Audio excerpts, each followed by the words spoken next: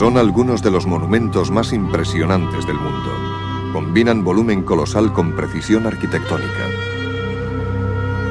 Después de 4000 años, aún no han sido superados.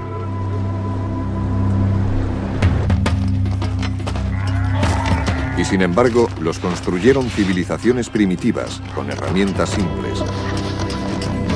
Y los egipcios no fueron los únicos.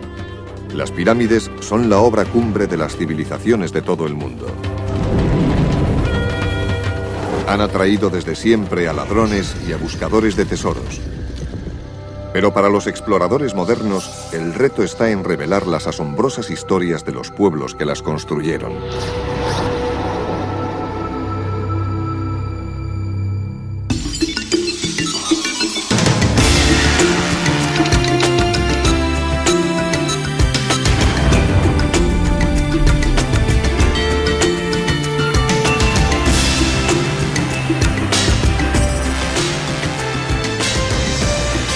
La guía máxima. Pirámides.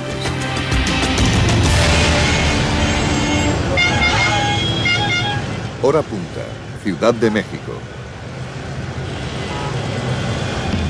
En la Plaza Mayor, los bailarines aztecas no muestran prisa. Bajo sus pies, cubierta por las calles modernas, yace una antigua capital, una ciudad perdida, con altas pirámides.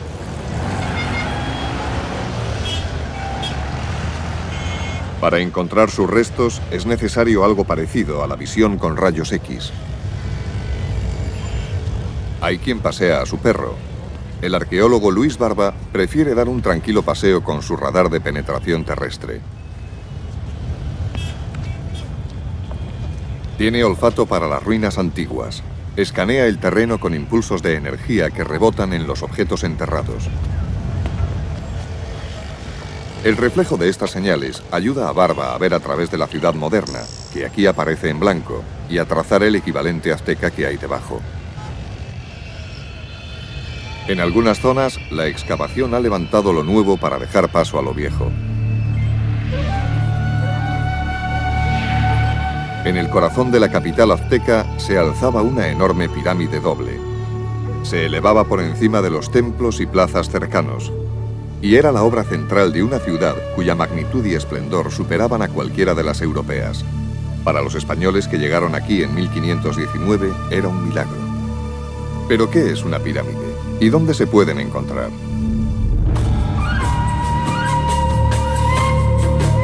Pongamos las cosas claras. Cuando hablamos de pirámides, hablamos de algo grande. Esta mexicana, por ejemplo, alcanza una altura de 8 pisos y está hecha con cerca de 4000 toneladas de cascotes y mampostería. Y el tamaño dicta la forma. Con una tecnología básica, la única manera segura de construir edificios altos es inclinar los lados hacia un vértice. Puede haber variaciones. Algunas pirámides tienen escalones y una cumbre plana para el templo. Sin embargo, el modelo básico se puede encontrar en 4 continentes. En China, alrededor del año 200 a.C., el primer emperador fue enterrado bajo una inmensa pirámide de tierra. Mide 1,5 kilómetros de perímetro e hicieron falta 700.000 hombres para construirla. Junto al emperador está enterrado un ejército privado de guerreros de barro que montaban guardia permanente en su tumba. En el otro extremo del mundo, en Norteamérica, en los fértiles valles del Mississippi, en Illinois, los indios Cahokian también pensaban a lo grande.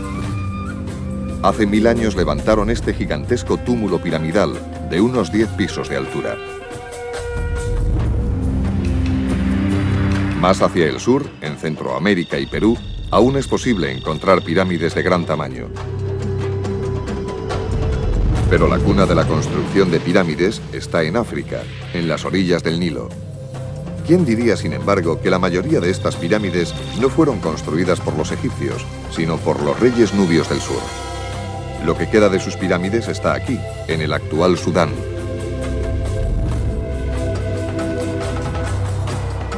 Pero nos estamos adelantando. La historia de las pirámides comienza 1500 kilómetros río abajo, en el propio Egipto. Su Su aspecto es tan completo y tan majestuoso que parece como si las pirámides egipcias surgieran de la nada. Pero la verdad es menos romántica. Se fabricaron muchos coches antes del Rolls-Royce. En un desolado trecho de desierto, en un lugar llamado Abidos, los arqueólogos han regresado para reexcavar las tumbas de los primeros reyes egipcios, que se remontan a hace 5000 años. Quizás se pasó por alto una pista vital para desvelar el origen de las pirámides. Es poco glamuroso, pero tamizar viejas pruebas ha valido la pena. En la reabierta tumba del rey Hasehemui, Günter Grayer, de la misión arqueológica alemana, ha descubierto algo extraño. La tumba de Hasehemui presenta grandes diferencias en cuanto a la conservación de la altura de los muros. En esta parte que mira hacia el norte, los muros todavía hoy conservan la altura original, que rondaba los 2 metros. El nivel de la techumbre debía de estar por aquí, mientras que en esta parte de la tumba los muros están más aplastados. Deben medir la mitad de lo que medían originalmente. Sin embargo, están completos. Incluso aparecen los restos de las vigas de madera del tejado. Obviamente, en esta zona, los muros están completamente aplastados por un peso extraordinariamente fuerte. Este fuerte peso extra, según la reconstrucción de Dreyer, era un enorme túmulo funerario. Una superestructura o algo similar, situada sobre el centro de la tumba de Hasehemui. Una protopirámide, quizás. A 1,5 kilómetros de la tumba hay un enorme recinto desconcertante. Sus gigantescos muros de adobe se elevan 9 metros, aunque no hay nada en su interior. Fuera lo que fuera, está claro que a Hasehemui le gustaban las construcciones a escala monumental. Pero no fue el primero en construir una pirámide. Ese honor le corresponde a su sucesor, el rey Zoser. Enterrado más al norte de Abidos, este fue el hombre que inició la era de las pirámides. En Abidos teníamos el nivel del desierto y debajo el sepulcro. Y sobre el nivel del desierto, el túmulo. Y un enorme recinto a cierta distancia de la tumba real. Zoser, por vez primera, construyó el recinto alrededor de la tumba. Pero entonces surgió un problema. El túmulo ya no era visible porque estaba tapado por el amurallado que lo rodeaba. Y para solventarlo construyeron otro túmulo sobre el que ya había y después otro más. Y así surgieron las pirámides escalonadas. Con su pirámide de 6 escalones, el complejo funerario de Zoser es el ejemplo más antiguo de arquitectura en piedra y a gran escala del mundo. Data aproximadamente del año 2600 a.C. La pirámide propiamente dicha, de unos 20 pisos de altura, constituyó una gigantesca pasarela hacia el diseño clásico. Durante los 1000 años siguientes, el modelo que se seguiría sería el de lados planos. La razón es un enigma. Quizás simbolizaban los rayos del sol formando una rampa hacia el cielo. Sea cual fuere la intención, fue este hombre, el rey Sneferu, el pionero de la nueva geometría. Pero en la primera tentativa seria, las cosas podrían haber salido mejor. Este voluminoso prototipo era demasiado pesado para la blanda arena del desierto y amenazaba con desplomarse bajo su propio peso. Hubo que inclinar la parte superior y el resultado, francamente, fue un poco confuso. Vuelta a la mesa de trabajo. Sneferu intentó una vez más plasmar su visión. Esta vez, la pirámide se asentó sobre cimientos de roca y no jugó con la pendiente.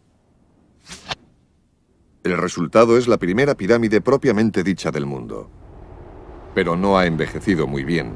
Su nombre antiguo sugiere una mejor impresión, la pirámide brillante. De día, su revestimiento de piedra blanca relucía. Este fue el comienzo de la edad de oro de las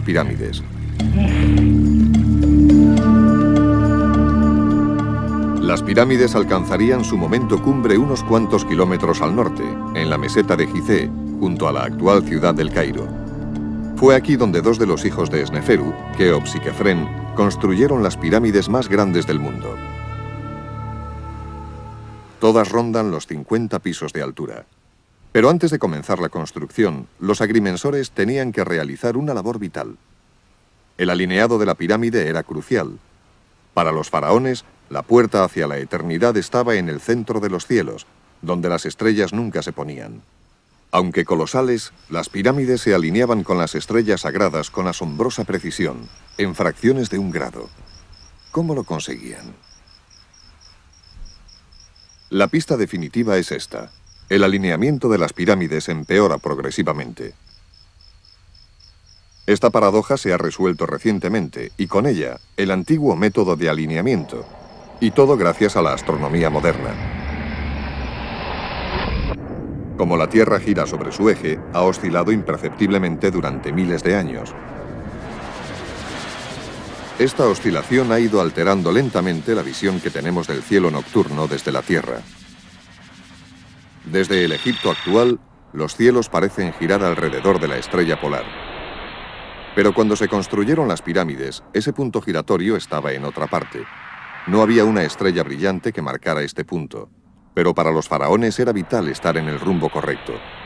Al parecer seguían una combinación de dos estrellas, Mizar en la Osa Mayor y Kochab en la Osa Menor.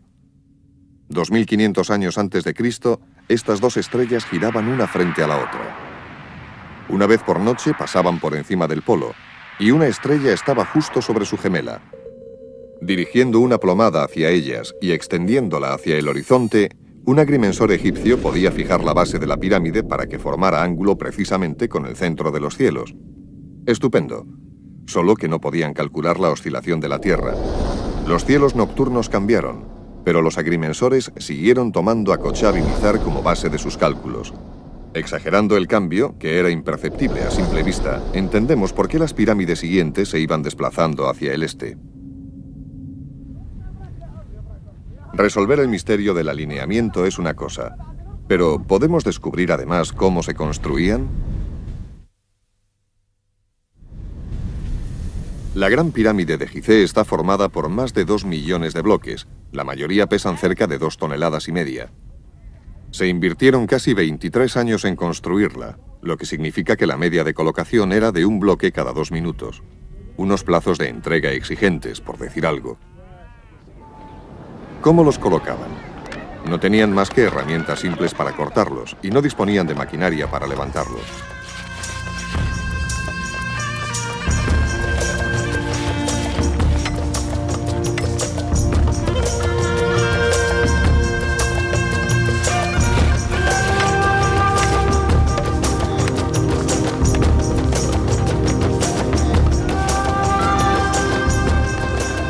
Los hombres se agrupaban en cuadrillas de 1000 miembros.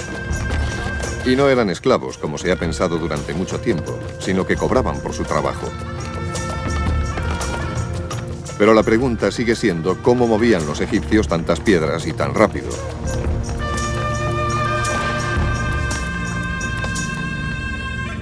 Las pinturas muestran que las estatuas reales y otros objetos enormes se izaban en trineos tirados por cientos de hombres. ¿Pero fue así como se transportaron los millones de bloques de las pirámides? La rapidez era importante. La muerte del faraón era el plazo de entrega. Y cuanto más grande era la pirámide, mayores eran las prisas. Pruebas realizadas en la actualidad muestran que los trineos son lentos e incómodos en el mejor de los casos, incluso con bloques de tamaño modesto. Para un ingeniero moderno, los trineos no tienen ningún sentido.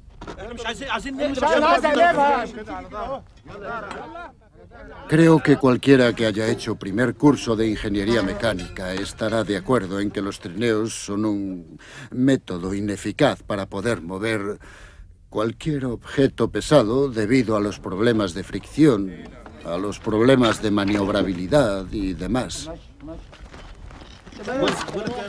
Pero hay otro problema en la teoría de los trineos. Todo el mundo está de acuerdo en que los bloques se subían a la pirámide en construcción por rampas creadas al efecto. El problema de arrastrarlos con trineos está en que la rampa tiene que ser lisa y que solo puede subir un escalón más o menos por cada 10 escalones de avance. Una inclinación tan suave requeriría una inmensa longitud de rampa. Una pendiente más inclinada, digamos de 1 de 4, acortaría la rampa, pero también descartaría los trineos. ¿Hay alguna alternativa plausible a los trineos? De los depósitos arqueológicos se han obtenido numerosos modelos de madera utilizados en el antiguo equipo de construcción, incluido un artefacto bastante enigmático. Esta más que curiosa especie de andamio nos ofrece una pista de cómo se construían las pirámides. La técnica egipcia era revolucionaria, no cabe duda. En un modelo a pequeña escala, 4 de estos andamios se atan a los lados de un bloque de hormigón para hacer una guía circular. Con esas 2 guías, el bloque puede rodar. Creo que incluso los más ardientes defensores de los trineos tendrán que admitir que es imposible tirar de ellos por una pendiente de una inclinación superior a 1 de 10, mientras que si se hace rodar, un objeto pesado puede subir por una rampa de, digamos, 1 de 4. Pero tanto sudor y esfuerzo para la tumba de un solo hombre nos da una idea del poder del faraón.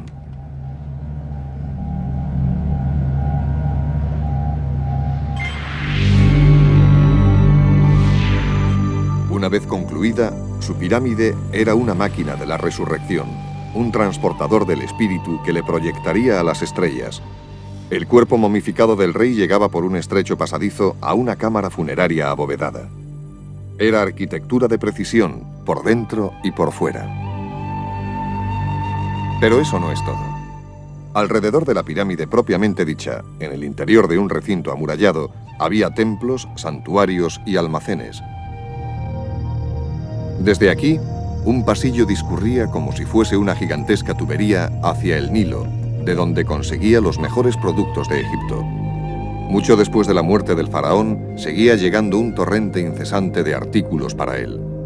El cuidado del espíritu del rey les correspondía a los sacerdotes, que le servían diariamente comida fresca y oraciones. Un espíritu real nunca pasaba hambre, pero el peligro se evitaba solo si su cuerpo terrenal podía descansar en paz en el interior de la pirámide.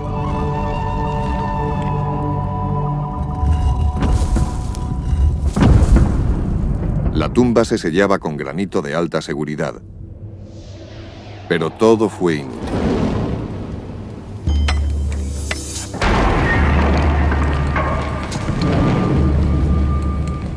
Las gigantescas pirámides de Gizeh pronto fueron saqueadas y desaparecieron tesoros que solo podemos imaginar.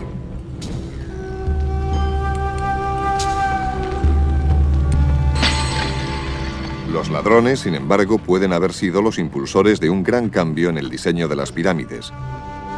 Pese a su tamaño colosal, habían fracasado como protección. Y de repente, los faraones cambiaron de táctica y el tamaño de las pirámides disminuyó drásticamente. Comparadas con las creaciones mastodónticas de Gizeh, que se pueden ver detrás, las pirámides posteriores son pequeñas. Son una 10ª parte o menos que sus predecesoras.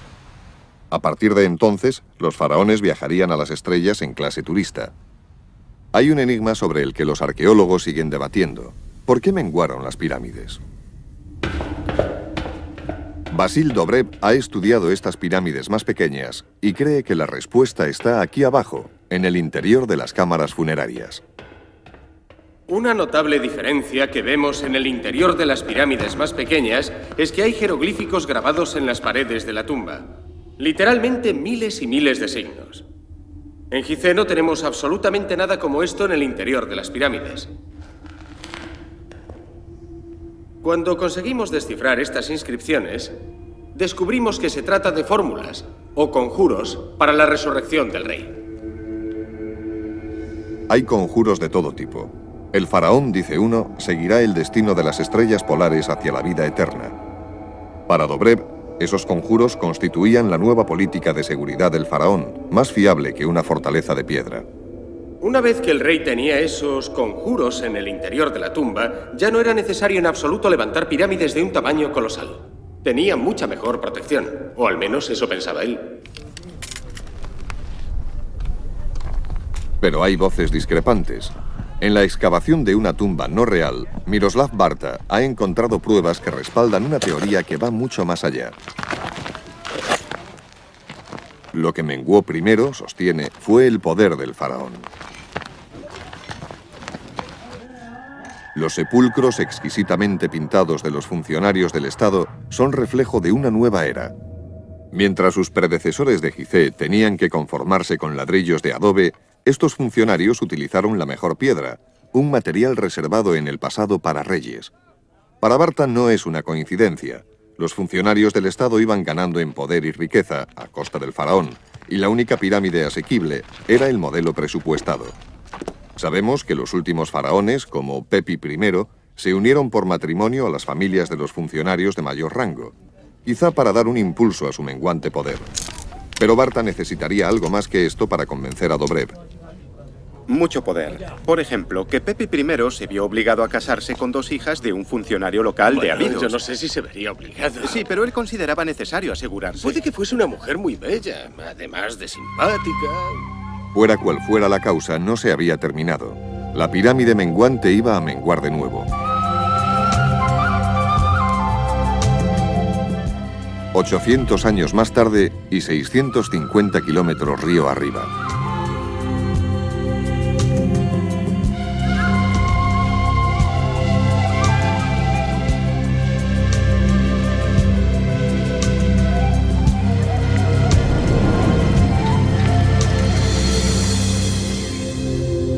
Cerca de Tebas, la antigua capital del nuevo reino de Egipto, un arqueólogo, Kent Weeks, descubre el último capítulo de la historia.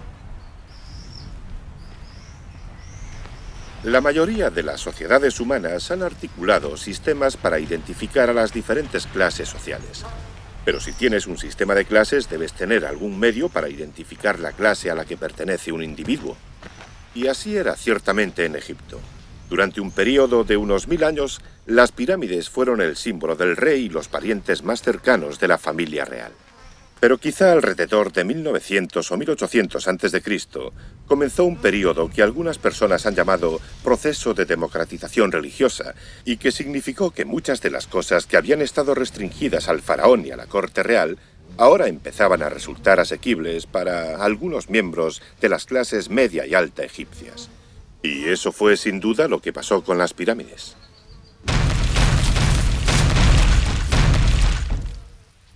Las pirámides se pusieron de moda y los nuevos ricos fueron los primeros en adoptar el emblema real. Nunca más se levantarían estructuras de la magnitud de las de Gizeh, al menos no en Egipto.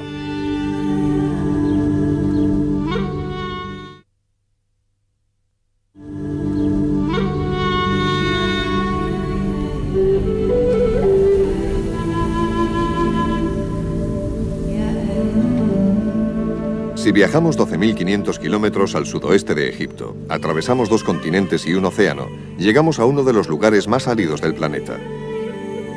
En las arenas movedizas de este desierto costero siguen emergiendo vestigios de culturas antiguas. Bienvenidos a América.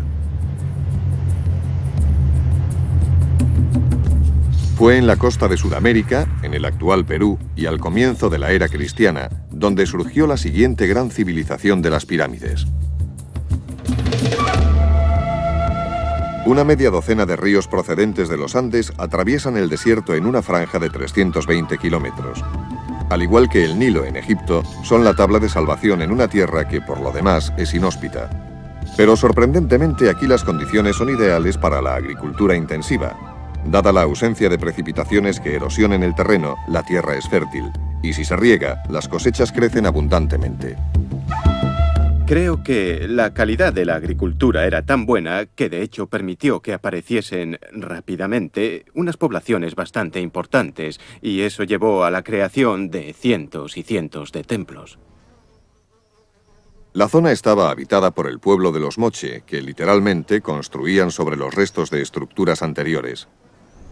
Sus sólidas pirámides de adobe hace tiempo que no son más que masas informes, que han dejado tras de sí unos restos lóbregos, desmoronados, que apenas ofrecen indicios de lo que allí hubo.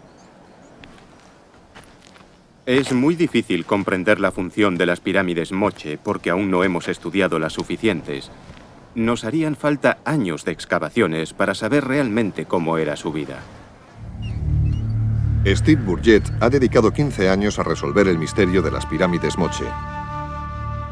Sus últimas excavaciones descubren las líneas generales de una historia colorista, aunque siniestra, que no podría ser más diferente de la del antiguo Egipto.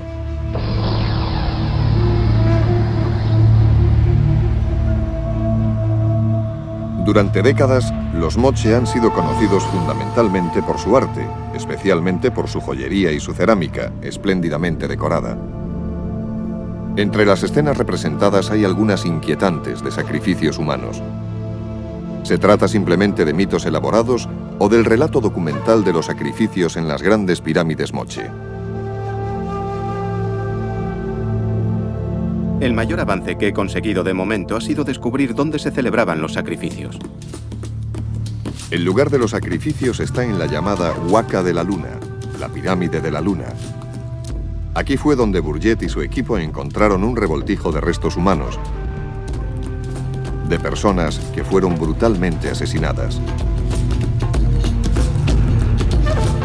Quizás sea significativa la presencia de señales de que hubo inundaciones frecuentes y devastadoras en la época en que se produjeron estos sacrificios en masa. Vimos que estaba asociado a momentos destructivos de la historia.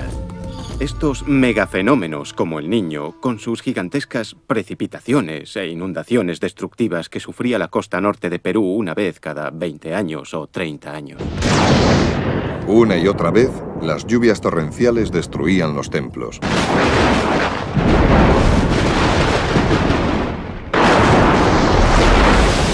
Para los Moche, esas catástrofes significaban que los dioses estaban enojados. Para aplacarlos y restaurar el orden en el mundo, era necesario el sacrificio máximo. Los Moche eran conscientes de este problema y crearon ese ritual para contrarrestar los efectos de El Niño. Y aquí aparece la sorpresa. Parece que llevaban a cabo una serie de combates rituales entre individuos seleccionados. El objetivo del combate era capturar a la otra persona, casi como en un duelo. Y la persona capturada era escogida a través de ese proceso como víctima del sacrificio. Pero yo creo que se trataba de personas preparadas para ir a esas batallas pensando que podían ganar, pero que si perdían el combate tendrían que ser sacrificados, aunque habrían ofrecido gustosamente sus almas o sus cuerpos a sus dioses. Yo los veo como campeones más que como víctimas.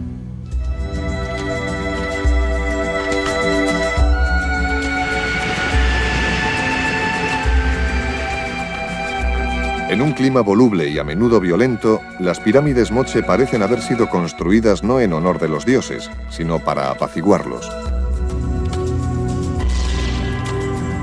¿Cuántos cadáveres más aparecerán? Sea cual sea el número, no fueron suficientes. Tras 8 siglos de prosperidad, la civilización Moche desapareció.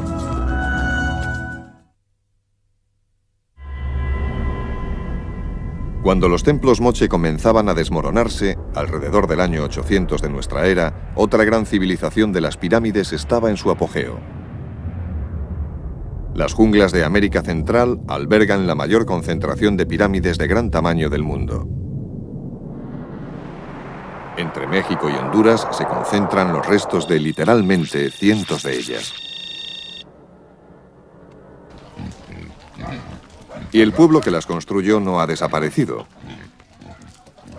Aunque sus ciudades antiguas ya no florecen, los mayas todavía siguen aquí, viviendo del maíz tal y como lo han hecho sus antepasados durante miles de años.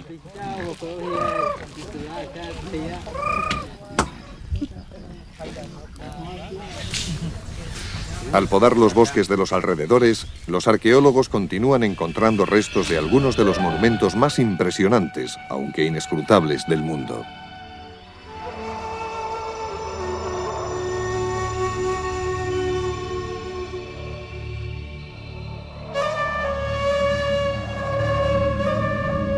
¿Quiénes eran los antiguos mayas? ¿Y sus pirámides eran lugares de sacrificio como las de los Moche? Cuento Al igual que los egipcios, los mayas utilizaban la piedra, y sus pirámides, como esta de Chichén Itzá, en el sur de México, también estaban relacionadas con otros edificios rituales. Pero son las diferencias las que destacan. A una pirámide maya no se accede por un pasillo cerrado, como en Egipto, sino a través de una plaza amplia, abierta. Y con sus escalinatas y su templo de la cumbre, la pirámide recuerda menos a una tumba privada que a una tribuna pública. Un escenario dominante, quizás, desde el que las élites gobernaban. A medida que los arqueólogos van reuniendo vestigios de la civilización maya, sus logros continúan asombrando. Mientras los egipcios escribían en papiros, los mayas ya disponían de los medios para fabricar un producto igualmente precioso, el papel. Como mínimo en el año 300 a.C., los mayas habían inventado su particular forma de escritura jeroglífica, que por el momento solo ha sido descifrada en parte. Además, elaboraron un eficaz sistema para contar, sumar y anotar fechas utilizando barras y puntos. Y ya en el año 500 a.C. habían perfeccionado un preciso calendario de 365 días. Podían predecir acontecimientos como eclipses con bastante antelación. Además, tenían un calendario ritual diferente que se desarrollaba en ciclos más cortos. Ambos calendarios, utilizados conjuntamente, se combinaban para señalar las fechas cruciales en la vida de los mayas. Desde lo alto de sus pirámides, e incluso desde los observatorios, los sacerdotes astrólogos seguían el rastro de estrellas y planetas. Los gobernantes intentaban controlar el futuro de su pueblo, celebrando sus rituales en fechas favorables. En Chichén Itzá, a la sombra de esta pirámide principal, se celebraba un ritual que sería digno de la antigua Roma.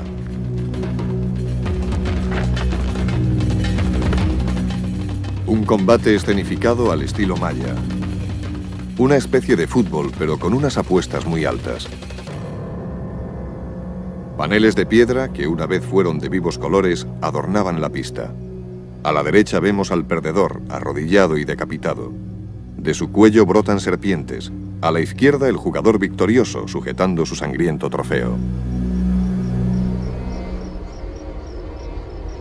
Quizá las víctimas eran héroes, aunque no se sabe con seguridad. Los mayas escribieron numerosos libros, pero casi todos fueron destruidos por los misioneros españoles.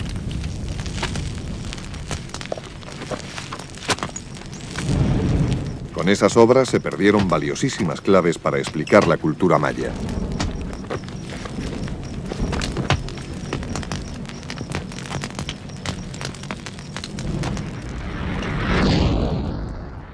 Pero hay una nueva teoría. Sostiene que bajo cada una de las pirámides más importantes de los mayas podría haber una pista fundamental, y que lo que podemos ver es tan solo la punta del iceberg. Curiosamente, el agua es difícil de conseguir en esta jungla. La región es una llanura de piedra caliza, en la que los ríos, en lugar de fluir por la superficie, lo hacen bajo tierra. El riego es imposible. Las únicas fuentes que emanan todo el año son las de las escasas cavernas que descienden hacia la tierra. Para los actuales mayas, estas cavernas siguen siendo una tabla de salvación y las consideran sagradas. En la región maya, e incluso fuera de ella, sus habitantes siempre han tenido una vieja fijación con las cuevas. Para muchos, siguen siendo el hogar de los dioses. Y para el arqueólogo Jim Brady, todo apunta hacia abajo. Cree que el corazón espiritual de estas culturas antiguas no era la pirámide propiamente dicha, sino su cueva secreta. Sabemos que las pirámides representan a la tierra. En la región de los mayas se denominan huitz, colinas, montañas. Representan a la montaña sagrada. Y las montañas sagradas tienen que tener una cueva desde la que llegar a las deidades que viven en su interior. Todos los pueblos amerindios sienten un especial aprecio y apego por la tierra, como entidad sagrada y animada. No solo significa fertilidad en las cosechas, sino que la lluvia también es un fenómeno terrestre. Creen que la lluvia brota de las cuevas hacia el cielo. La gente sigue yendo a las cuevas a pedir lluvia y una buena cosecha. En cada lugar que estudia, Brady encuentra una cueva bajo la pirámide principal. Pero son lugares como Xochicalco, en México Central, donde no hay cuevas naturales, los que demuestran la relación. Aquí han tenido que ser hechas a mano. Esto no es natural, todo lo que vemos ha sido construido. Y considerando que este pueblo no tenía herramientas de acero, fue una tarea de gran envergadura. La cueva se extiende a lo largo de más de 60 metros de roca sólida que discurren bajo el complejo de la pirámide. Es oscura y húmeda, y está llena de murciélagos. A duras penas se podría vivir o guardar cosas en ella. Sin duda, esta enorme caverna hecha por la mano del hombre se destinaba a propósitos más elevados. Lo más espectacular, y lo que nos indica que es una cueva ritual, es el lucernario, a través del cual se puede controlar la luz y también el paso de las estaciones. Tenemos el sol marcado aquí, en el suelo. Así se unen la tierra y el cielo, los dos aspectos del universo. Estamos hablando de un espacio ritual en el mismo centro del complejo. Probablemente solo los sacerdotes y el rey tenían acceso. Por lo tanto, los rituales de mayor solemnidad se celebraban aquí.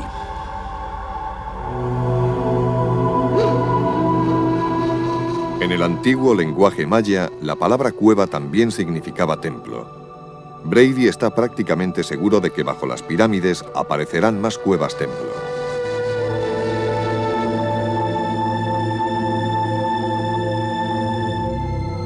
Quizá esté surgiendo una nueva perspectiva más profunda de la pirámide centroamericana. Junto a la cueva, encarna la montaña sagrada con su fuente de agua. Esa agua esquiva que, en el fondo, era un regalo de los dioses.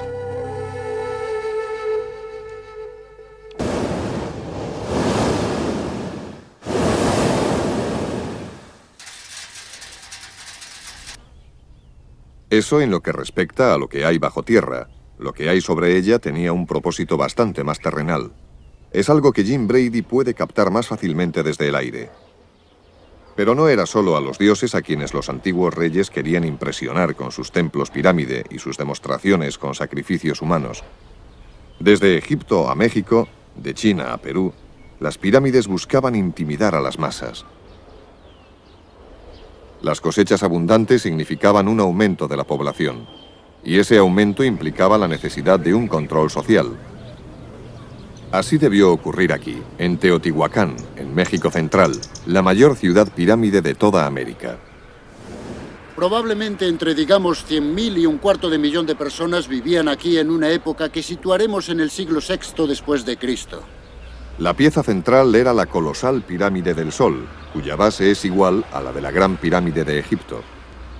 Es una obra propagandística para recordarles a las masas quién mandaba allí.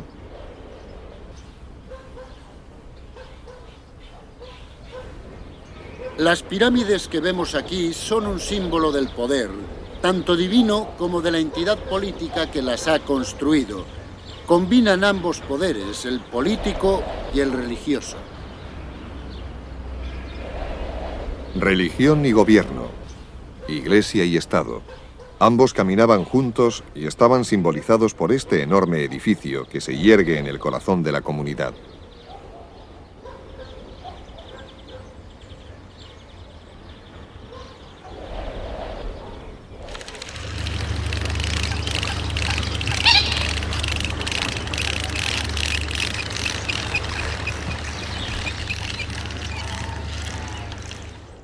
Las pirámides de Egipto dejaban claro quién era el jefe. Pero, ¿y los egipcios? ¿Practicaban también los sacrificios humanos? Hasta hace poco no teníamos una respuesta definitiva. Ahora, gracias a unas recientes excavaciones arqueológicas realizadas en Abidos, la respuesta parece ser sí, pero durante un muy breve periodo de tiempo. Un periodo en los albores de la civilización egipcia que duró quizás 300 años y en el que los sirvientes de los reyes muertos, al parecer, eran enviados con sus amos al otro mundo.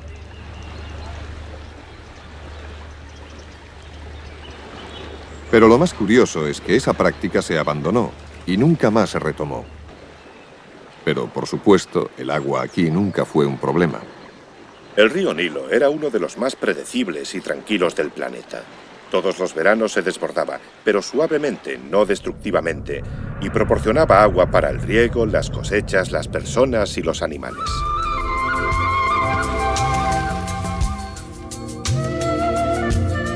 Además, cada año traía cieno fresco que cubría las tierras del antiguo Egipto, lo que las convertía en una de las regiones agrícolas más fértiles sobre la faz de la tierra. Los viajeros que llegaban aquí se quedaban asombrados. Según los antiguos griegos, los egipcios no tenían gran cosa que hacer. Año sí y año también, la vida era fácil. No había grandes preocupaciones, y puede que esa sea la razón de que no hubiera sacrificios humanos. Sobre un egipcio no pendía ninguna espada de Damocles que le impulsara a, aterrorizado, cometer el sacrificio extremo, para implorarle a sus dioses que le alimentaran, que alimentaran a sus hijos y que les permitiesen vivir. Bendecidos con una tierra de tanta abundancia, las relaciones con los dioses siempre fueron buenas. Pero no podían dar nada por sentado. Para mantener esta abundancia, era vital una comunicación fluida con los dioses. Y eso solo podía suceder a través de un rey divino. Cuando el faraón moría, surgía un grave problema. Esta falta de comunicación suponía que el sol no volvería a salir ni a ponerse, el río a subir ni a bajar, ni la luna a crecer y menguar. Y eso era algo muy preocupante. Era esencial que el rey muerto ocupara su lugar entre los dioses para que hablara en nombre de la humanidad. Y durante 1000 años, la clave para que el viaje fuera seguro estaba en la poderosa pirámide. La construcción de una pirámide podía ser económicamente un esfuerzo enorme, pero si nos paramos a pensar que es la alternativa para continuar con la existencia humana, es un precio bastante pequeño. Pero la historia de las pirámides tiene un último y sangriento capítulo.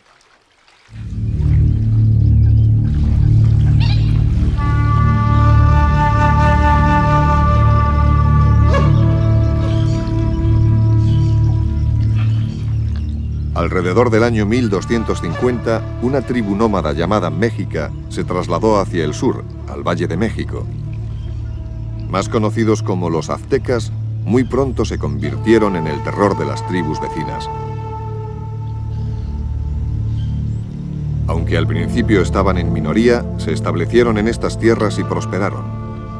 Muy pronto estos cultivadores de maíz se convirtieron en una temible superpotencia. En 1500, los aztecas habían conquistado territorios que iban desde el Pacífico al Golfo de México. Su capital, Tenochtitlán, era una de las ciudades más grandes del mundo. Los relatos de los españoles describen un magnífico recinto sagrado, un lugar de belleza arrebatadora, pero manchado con la sangre del sacrificio. Junto a la pirámide doble se alzaba uno de los templos más sagrados de los aztecas, la Casa de las Águilas. 4 siglos y medio después, los científicos examinan más de cerca el suelo y los escaños.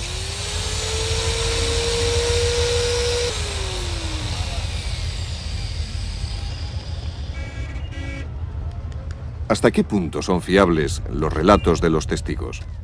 Se han recogido y analizado cientos de muestras de sangre y otras sustancias. Los descubrimientos, al igual que la escultura religiosa azteca, apuntan a una relación fría y temerosa con los dioses.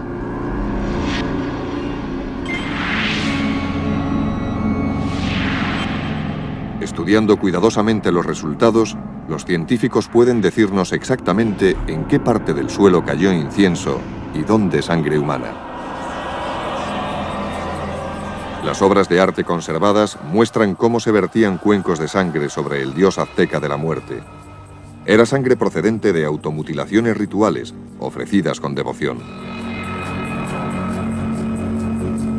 Pero los dioses aztecas también demandaban sacrificios y tenían un apetito insaciable de corazones humanos.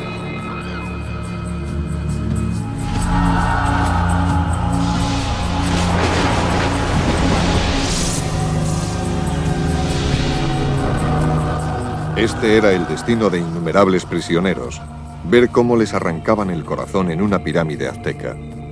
Pero curiosamente, la destrucción de esta última civilización de las pirámides estaba anunciada en las propias profecías aztecas.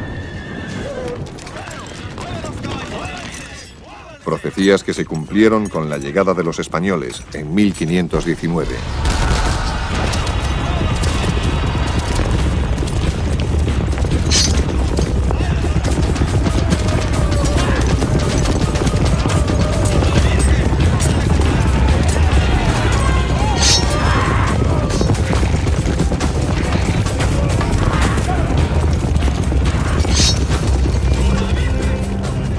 Luchando a caballo, con acero y armas de fuego, los conquistadores aplastaron en un abrir y cerrar de ojos a la civilización azteca y la enterraron bajo su propia ciudad.